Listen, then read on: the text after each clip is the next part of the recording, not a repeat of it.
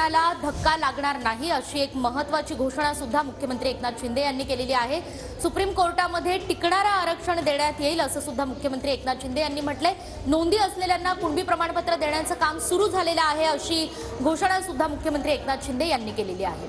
आणि कुणबी नोंदी ज्यांच्याकडे नाहीत त्यांनाही मराठा आरक्षण जे आहे ते दिलं जाईल असं मुख्यमंत्री एकनाथ शिंदे यांच्याकडून स्पष्ट करण्यात आलेलं आहे। 1967चा जो कायदा आहे त्याच्या अगोदरपासूनच कुणबी नोंदी असलेल्यांना जात प्रमाणपत्र जे आहे ते दिलं जातंय। मात्र आता ज्यांच्याकडे कुणबी नोंदी नाहीत त्यांना सुद्धा जात प्रमाणपत्र जे आहे ते दिलं जाईल। मराठा आरक्षणाचा फायदा जो आहे तो त्यांना होईल असं मुख्यमंत्री एकनाथ शिंदे यांच्याकडून सांगण्यात आलं आहे।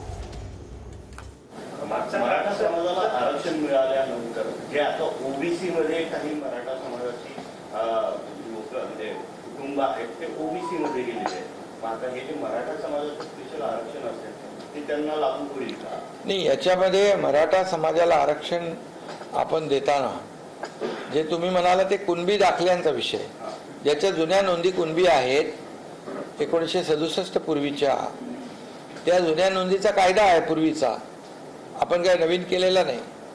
आणि त्याप्रमाणे जुन्या नोंदी ज्या आहेत त्याचा वेगळा नियम आहे, कायदा आहे। आता हे मराठा आरक्षण जे आहे हे आरक्षण पूर्णपणे ज्यांना कुठल्याही नोंदी नाहीत आणि जे आपण पूर्वी मराठा समाजाला आरक्षण दिलं होतं त्याप्रमाणे हे आरक्षण देण्याचा निर्णय सरकारने घेतलेला आहे।